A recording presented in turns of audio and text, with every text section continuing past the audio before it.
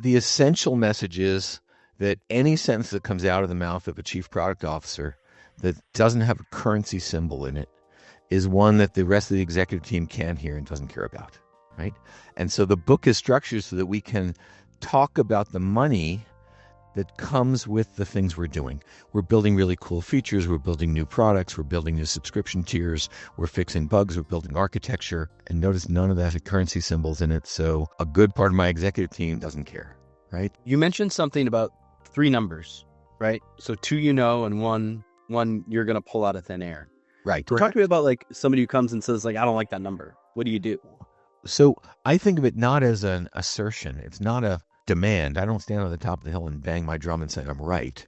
But let's imagine the conversation that generates. So I'm going to sit down with my sales and marketing partners, and I'm going to say, I think based on these numbers that we could get 2 to 5% of our folks to trade up. But you're in sales. What do you think? Right? Because me saying that sales and marketing are going to get a target from product is not how the world works, right? But it's an opportunity to have the discussion about the numbers in a way that everybody understands. For folks who are just getting into the money story game, I'm curious what sort of research that product folks should be getting into to even start coming up with numbers. You mentioned there's the 3 numbers. There are a lot of product folks who either don't have any of these numbers or don't think they're important. And I can pretty easily identify them because they don't get promoted, right? In the language of companies that are in the business of making money, if you can't vaguely explain how the thing you do makes money, you're a cog in the process. You're an executor. You're on the development side. You're not on the product side, right? The idea that I'm a product manager and I don't know how many units of my product got sold last year, not good. I don't know the list price or the average net price, not good. Those are 2 numbers I should have in front of me every day, right? So you may be a product manager who doesn't have those numbers, but I'd strongly suggest that those are 2 numbers you really want to have. Every product manager should be getting their gross level quarterly product, profit and loss. How much came in, and gosh, what does my team cost? And you'd really like the amount to come in to be more than what your team costs, right? We'll get there later. Without those 2 basic numbers, I don't know how we talk about product strategy.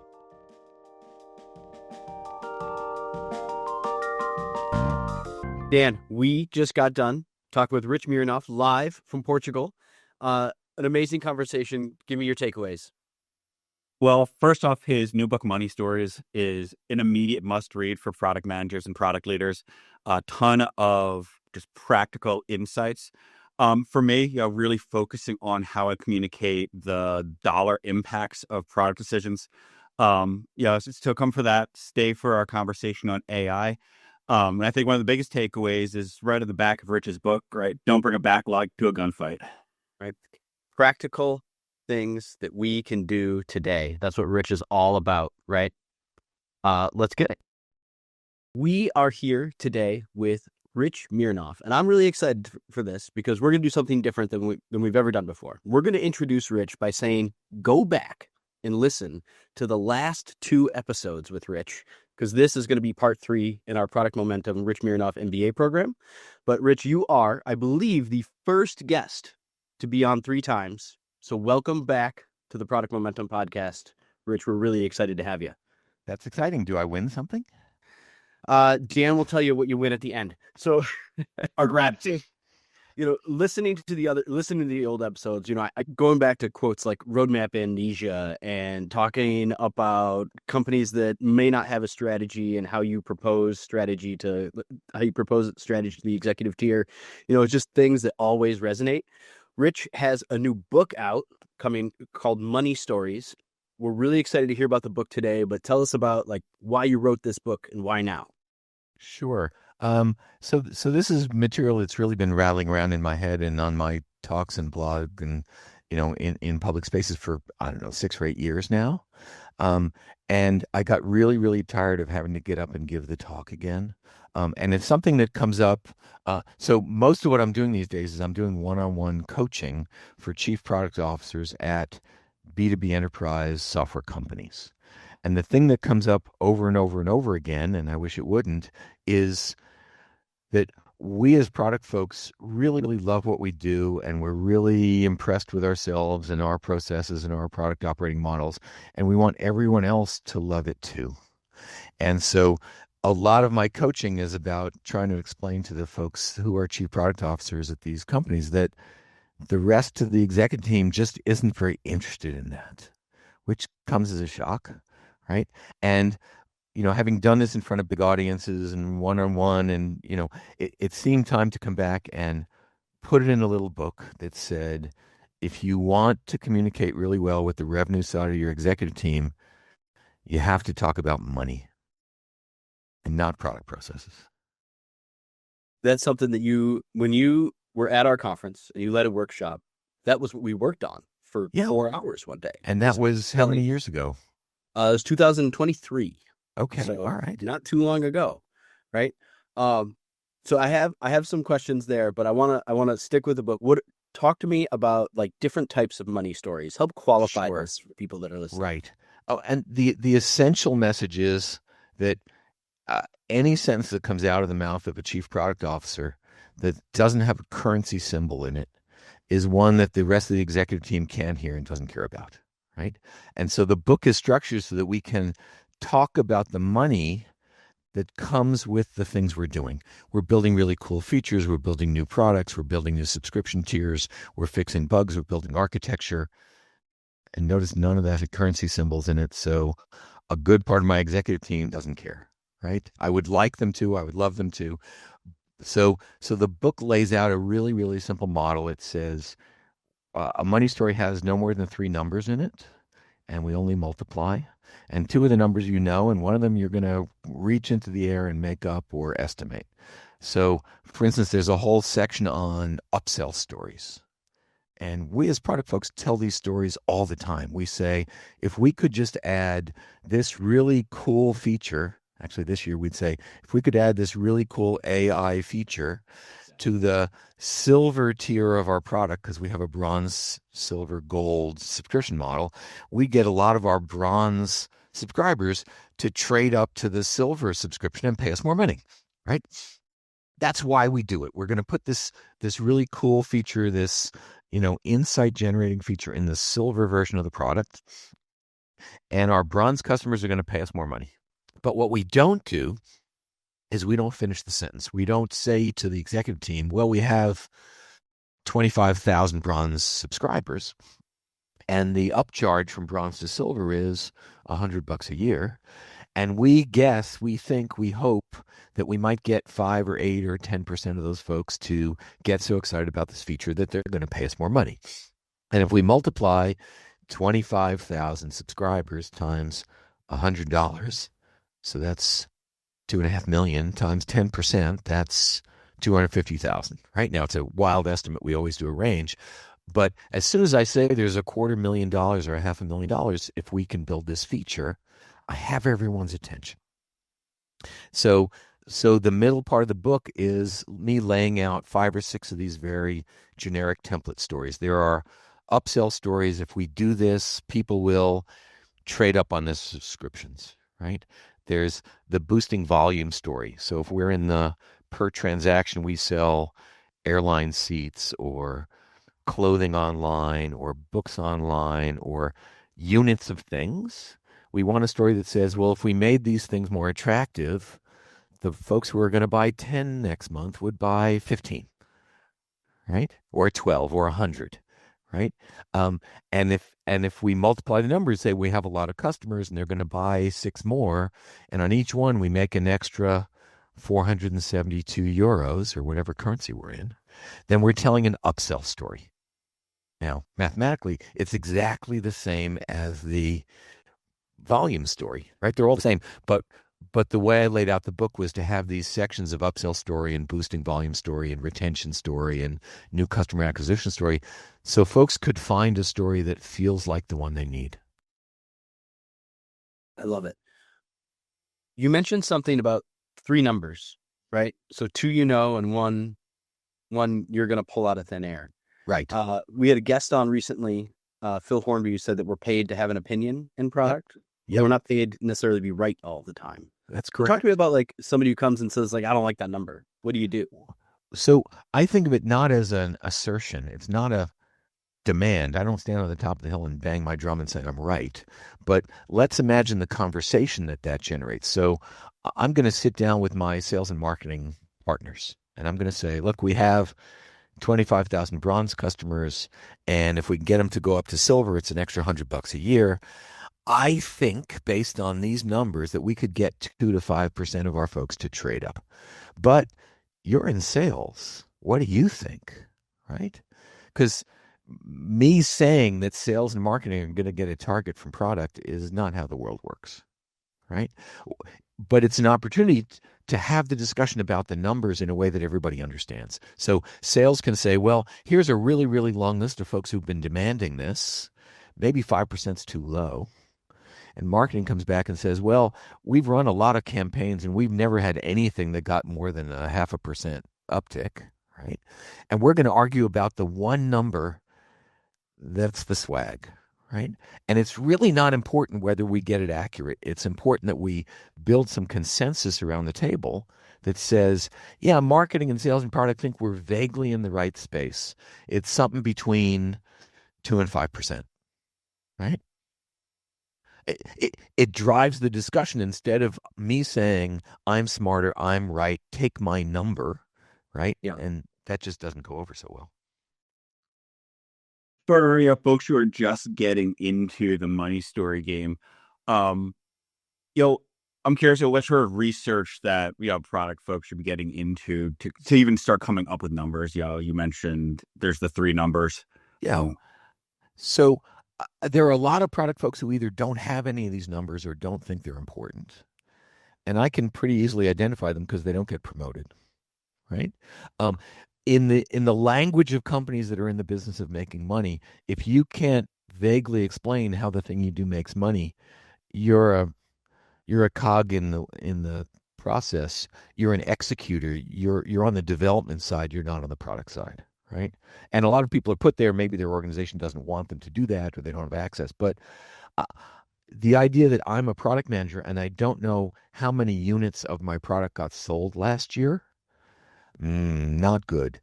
I don't know the list price or the average net price, not good. Those are 2 numbers I should have in front of me every day, right? How many did we sell and what are they gross worth at the top line for the company? And if I multiply those, by the way, I get the revenue for my product, right? And if I don't understand how revenue is created by my product, then somebody else who doesn't understand anything else about it is making decisions for me that aren't so good, right?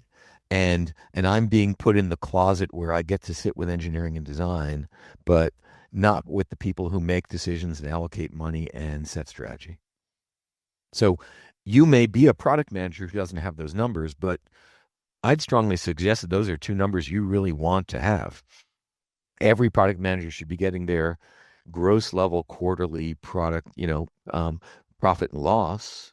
How much came in?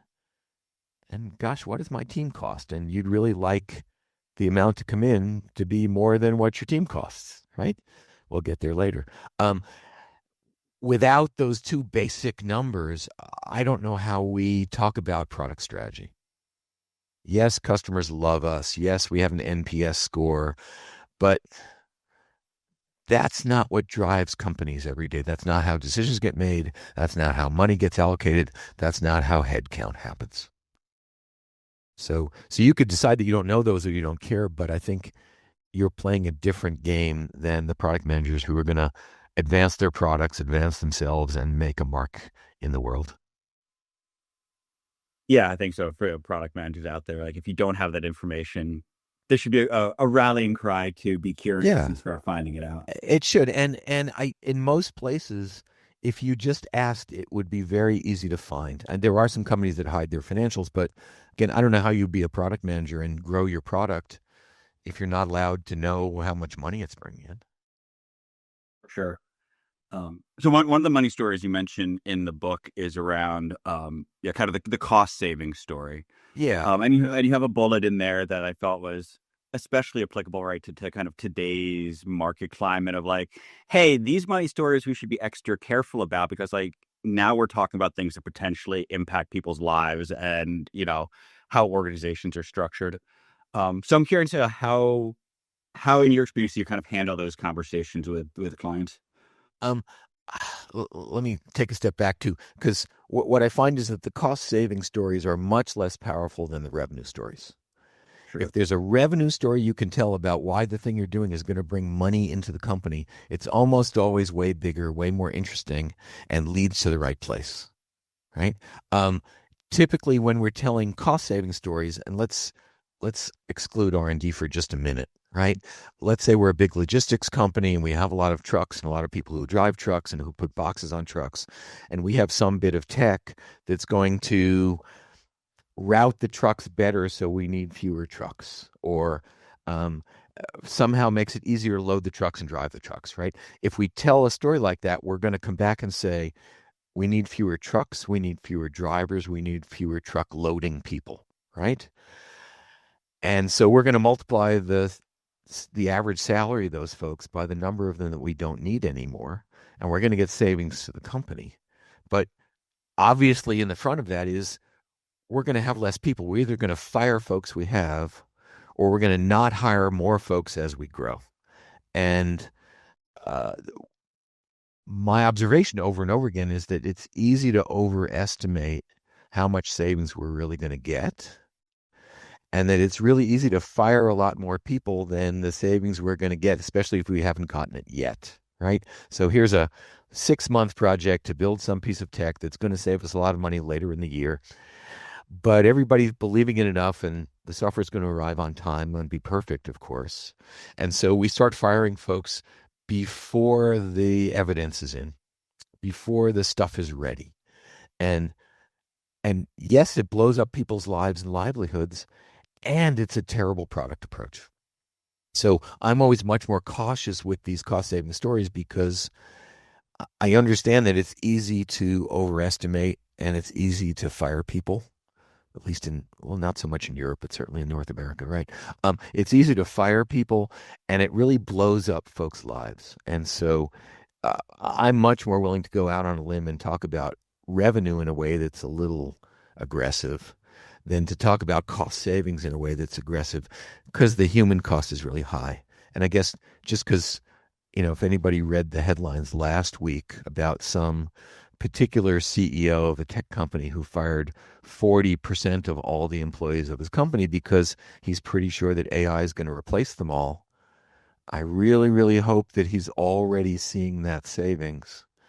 Because once you let 40% of them go, well, enough said. I want to ask about another kind of money story because this has been coming up in conversations with me with clients recently. Mm-hmm. It's about retention stories. Yes. So like if we don't do X, we might lose Yes. Y, right? Right. I like to tell it the other way. Okay. Let's take a churn number, right? The churn and retention are mirror images of each other, right? So generally we measure churn. We say we're in some, consumer software thing. We're doing music streaming, whatever it is. And, 35% of our signed up subscribers drop out every month or every quarter, every year, right? If we ask the question that way, we say, well, what could we do that would reduce the churn rate by 2 or 3 or 4%? Right? Now, that's also equivalent to saying, what could we do that increases the retention rate by 2 or 3 or 4%? And the language the different companies use tend to fall into one or the other, and they're the same. But if you're at a company that talks about churn, you want to talk about churn reduction. If you're a company that measures retention, you want to talk about increasing retention. The math is the same. But either way, we want to assert something. We want to say, if we made the onboarding process easier and folks got to their aha and their joy moment sooner, we think that would increase retention by, right? Or if we fix the renewal page such that it actually processed credit cards correctly and let people renew their subscriptions, we think that would reduce the churn a lot because folks abandoned it because they can't figure out how to do the job, right? Either way, you're talking about some piece of tech or some piece of UI or some piece of training or whatever, but we want to tie it to a guess as to how much churn it reduces or retention increases, because then we can talk about it in money. Because for every 1% churn we reduce, that's, figure out what your company is, right?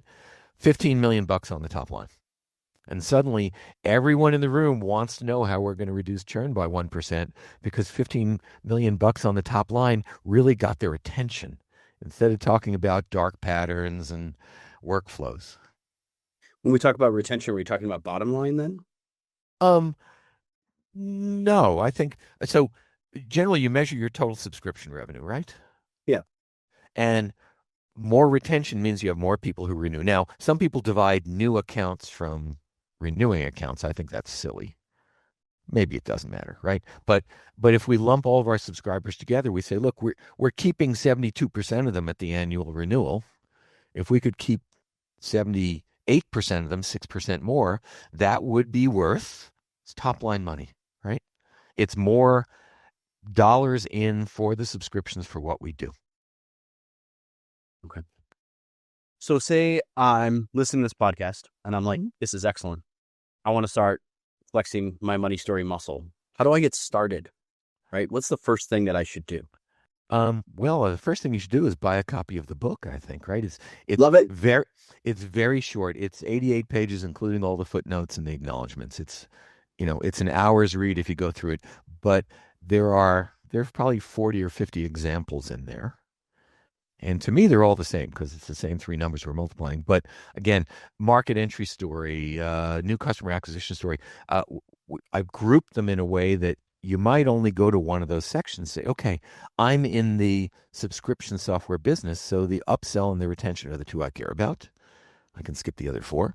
So let me read through these, and then I'm going to take does anybody still use paper and pencil? Whatever, right? Whatever it is that we use, and I'm going to try to think of the three numbers, because it's no more than three, two of which I already know, and I'm going to see if I can multiply three numbers together and see what I get, right? Nobody gets it right on the first time or the second time. I've got a whole bunch of blog posts. There's a whole lot of other folks out there who can help with this, but like anything else, in the privacy of your own office or whatever it is, you try it out yourself and you see what happens. And you get it wrong the first time and you're terrified because as a product person, you believe in accuracy, right? And this is wildly inaccurate. If we can get within a factor of 6, I think you're doing pretty well. So say you're using your money stories for the first time and you have that executive audience that we're hoping to get because that's who wants to hear these stories. Mm-hmm. If you're doing it for the first time, is that something that you prep that audience for? Well, I would do neither of those things. Okay. So let's say I'm the product manager on this particular product. I would first try to socialize that with my peers. I would bring it to my marketing counterpart or my product marketing counterpart, and I'd walk him or her through it and say, look, I know this is wrong. Well, I know 2 numbers are right, and the third number I made up. Let me walk you through the logic and give me a hint, higher, lower, and give me a reason, right? I'd go to sales. I'd go to support. I'd find the good folks in there who want to get the right answer and will help me, right? Because the first time I'm going to do it, it's wrong. I don't know if it's way high or it's way low, but it's wrong, right? And that also gives me some ammunition now. By the way, I would also run it up my organizational chain. If there's a director or a VP, I'd want to run it past them and ask them the questions of who in that executive meeting is going to be interested in care and what reactions I'm going to get. And right, I wouldn't walk into an executive meeting cold with any of this, right? But if I've socialized it with some of my peers who work for those executives, by the way, when I get slammed and somebody says, oh, come on, we've never had a campaign that got us 4.5 or 5 or 6 or 7% conversion, I can say, well, I actually sat with this really, really smart person in your marketing department, Mr. Ms. Marketing VP, who told me about these 3 campaigns that I was really impressed that you guys ran that had 8% returns. right? And I don't think we can get 8. I'd put 5 down here because whatever. But you have really, really smart folks who've done better than this, right? Now, first of all, I've praised the people who work for them and who help me and who I need. And second of all, I brought some internal evidence of what we've been able to accomplish, right? Whenever I'm doing this, I use the we word, right? Not the I word. Nobody cares about me. And so if I've socialized it at the doer level, at the IC level, now I'm ready to trot it up the line a little bit, right? And the other thing I always recommend is bring a bucket of humility with you. Okay. First couple of times you do this with the executive audience, you say, I know this number, I know that number. The third one is a wild guess. It's my best estimate. If anybody in the room has a better idea, I'm going with yours. But stick with me long enough to let me talk you through it, and then let's see what the temperature in the room is, right? Because I know that I'm not accurate here, and the smart folks in that room know I'm not accurate, but we have to get past that to talk about what's real in the future. And by the way, I don't know if you guys know this, it's really hard to predict the future. Very hard. So I could also testify that, the book is a really great read. I mean, I read it and I could hear you talking, Rich. So that was fun. Audio version coming later. Can't wait. One of the things that I thought was interesting with how you structure the stories is for each story type, you have a things to watch for, right? Which kind of get into the complexities of those scenarios. Mm-hmm. If you just kind of talk through us, kind of what that looks like and how that's sure. From what you have. Yeah, and I tried to do different what to watch for for different things, right? So, for instance, if I'm looking at the upsell stories, right? One of the things to watch for is it's easy to think of all your users in one big lump or segment, right? But it might be that, and we're thinking about your bronze users, the 25,000 of them, that some of them are in a different geography, or some of them are earlier in their usage patterns, or some of them have different problems. There's some sub-segments, and we might say, well, about a quarter of our bronze users have this other qualification. They have multiple employees in multiple cities. Right? And so they're going to be the ones who really trade up on this feature, which has to do with coordinating across time zones, right? Whereas the ones who are in one location and don't have a lot of employees won't care about this feature, right? So that's a what to watch for, because just grabbing some segment, if you haven't thought about who in that segment cares about this, who are the users, what are the jobs to be done, what matters, right? So for upsell, that's one that I put in the things to watch. I'm trying to think. Oh, one other one, especially in the upsell in the tiered product strategy. New features don't sell themselves. Mostly, we have to promote them and remind our users and set up demos and do newsletters. And there's a lot of marketing and maybe a lot of selling to get anybody to notice that we added a new feature. So me saying I shipped a new feature and therefore it should make money, not so much here, right? We need to have coordinated with the folks who are going to turn it from some bit of tech that nobody heard about to some bit of tech that people are excited about and send us checks, right? So for each of those sections, I tried to think about what was different about upsell versus transactional versus certainly we touched on the people saving stories, right? They're all very different. And so the lessons learned, the hard lessons learned from section to section vary, because I was trying to highlight what was different about each of those kinds of stories. Yeah, I think one of the takeaways I had there, and it goes to something Sean and I have been talking about for a while in the pod, is kind of this back to basics approach that before you get money to it, right, you still need to do the product diligence and the thinking about what you're solving. And absolutely consider that before you start going up to the exec team and be like, yeah, I think I got a $10 million idea here. Right. And you want to be careful, because when you say I have a $10 million idea, you know what the executive team does? They say, congratulations, when can I have it? Right? Yeah, it's next week. And next week, by the way, I'm told that development under AI development is instant, right? And customers will instantly adopt it. So if you think there's $10 million, you've got until 5 o'clock today, right? So we want to be thoughtful about the kinds of stories we tell, because we're going to be taken at our word.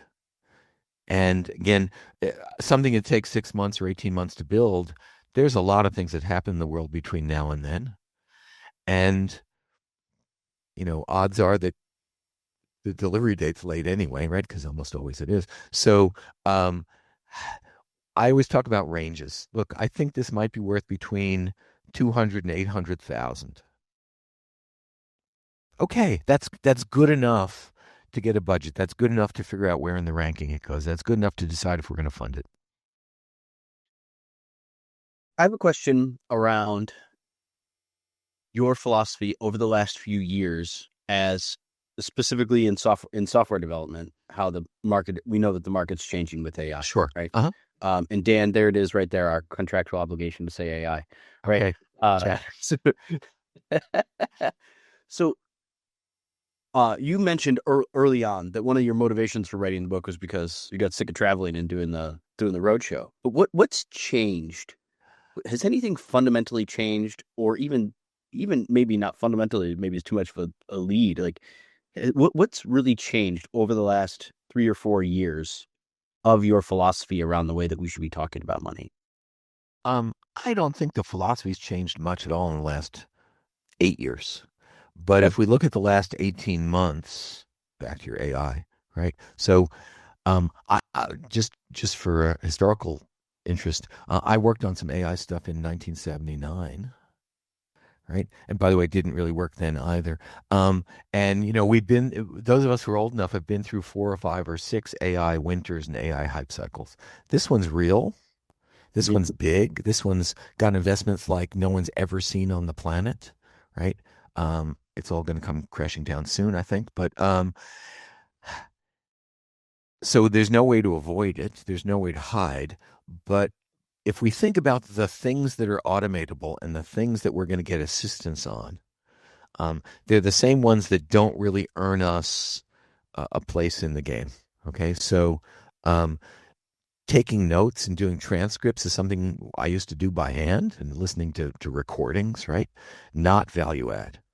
But knowing which questions to ask somebody in an interview because they said something interesting and I took us off the standard interview question path is something I'm not willing to automate or outsource or delegate, right? Because the administrivia is not important. The setting up calendar is not important. The searching for keywords may not be important. But over and over again, what I've found as a product person is most of what I hear is junk and garbage and obvious and right and completely not interesting. And a lot of these summaries and analysis packages here will give me the average. They'll tell me what's most often said. And you know what? I already know what's most often said because I've been in hundreds of those conversations, right? And it's not what's interesting. What's really interesting is when the 3 or 4% of the leading edge folks tell me something I haven't heard before. And I have to decide if they're crazy or they're way ahead of the game or maybe both, right? And so when somebody says something interesting, I have to be there in real time. When someone says, oh, we never run those reports on Tuesdays. Wow, stop, tell me more, right? What's going on here? So that I can figure out whether there's a real opportunity here that the generic average interview questions won't uncover. Right. And so when we think about how we add value as product folks, and I would say designers too, right? It's really, really understanding the context and seeing the trees from the forest and spotting the interesting thing, which I think is still something that we have to do ourselves. I think writing specs is, getting uninteresting. We may even find that writing code's getting interesting, but I think software architecture is not. Right? I don't think we outsource software architecture or security architecture or, really understand the economics of what we're doing. So if we peel back the things that are low value add but take a lot of time, I think we can use the current set of tools to give ourselves 10 or 15 hours back in our week that we better use to be smarter than the other folks who are using the same tools. One other thought, and then I'll give it back to you, which is I'm seeing a tremendous push toward shipping hundreds or thousands of more products, right? I had an idea in the shower. I can code it up. I can push it into my assembly line. I can build a product in 4.5 days and name that tune, right? What we're going to see, I think, in the next year is thousands or tens of thousands of products that are available but not well thought out, or aren't positioned, or don't have a target audience or a reason for being or differentiation.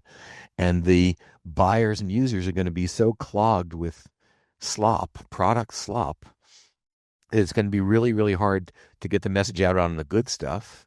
And we're going to see the failure rate of new products go from, 60% to 92%. Yeah, it seems like there's a lot of risk for like reputational harm for firing out, kind of quick wins. Only if you're a company big enough that has a reputation. Touche. Right. You mentioned, you mentioned, with the AI, summers and winters that, maybe this AI peak might, we might be almost over the summit. What are you hearing or seeing that makes you think that? A couple of things. One is, I think if you look at the aggregate market valuation of the largest few hundred AI pure play companies, you'll find out that in order to maintain that valuation, they need to gather more than all the revenue that exists in the universe. Okay, there's not enough money in the economy on this planet to actually support the valuations of most of those companies, right? So sometime soon, and I think we're a couple or 3 quarters away, a bunch of those companies are going to miss their numbers, which are already small, and their investors are going to take them out, and well, it's not going to be pretty, right? And so we're going to have this moment when, what was the Warren Buffett thing, right? When the tide goes out, you see who's wearing the swimsuits, right? There will be some great AI companies that survive and thrive and are worth a tremendous amount of money, but the economics of it are really hard to map. And so the first moment where somebody runs for the door and there's a bank run here, I think we're going to see a lot of companies close their doors because they're spending 10x or 40x or 90x on of their current revenue, keeping their tokens paid for and their engines running and their AI chips going, right? The economics of it is upside down, right? Yeah. So that's one. And the other is, I think every business publication I've seen in the last year or year and a half is describing the huge benefits of putting AI in place and all the people you can replace, right? And I think that's somewhat overstated and naive and a little too shiny. And I think we're going to find out that we can improve some average company by 30% or 35%, but not 90%. And that the pressure from investors to CEOs to fire 50% or 60% is going to be pretty extreme. So, I'm worried that those two things are going to arrive at the same place. Let me go back for a quick historical note again, because I'm old enough. I remember when browsers arrived in 1995, and Netscape was bigger than any other thing on the planet, and every company wanted to hire internet product managers. They didn't know what they were supposed to do, right? Because they had to know the internet, and every company wanted a website, even though they didn't know what it was for, right? And a year and a half later, we started hiring product managers based on the product they were going to be in charge, and they had to understand the internet, but it was a thing, right? It was a part of the tech. In 2008, maybe, when the first really smart smartphones arrived, Android and iOS, right? We didn't call it iOS then. Every company on the planet started hiring mobile product managers and nothing else. And every company on the planet wanted a few apps in the app stores, even though they didn't know why. And 2 or 3 years later, we discovered that mobile was part of most products, and that you had to understand your products and your company and your audience and your users and their problems, not just mobile. Now, AI is way bigger than either of those, but at some point soon, we're going to have to start cashing the revenue checks that have been written for the stuff we're using. And we're going to rediscover what some of us have seen over and over again, which is that the economics really matters, the revenue really matters, meeting user needs really matters, getting people to pay for the stuff really matters, and that it's not enough to have sprinkled a bunch of AI on top of the things we already ship. Folks are not going to send us twice as much money because of that. The getting the people to pay for it thing is the biggest. That's the biggest red flag for me. That's right. And those of us who are using the AI tools intensively are going to have to keep paying for them until the prices get too high. But I'm thinking of end companies. If you use ERP systems, big enterprise systems, are you going to pay 40% more because they have AI-based reporting and AI-based predictive inventory? I think you're going to demand that because all of your vendors will have them. And all of them will be in the same price competition they have now.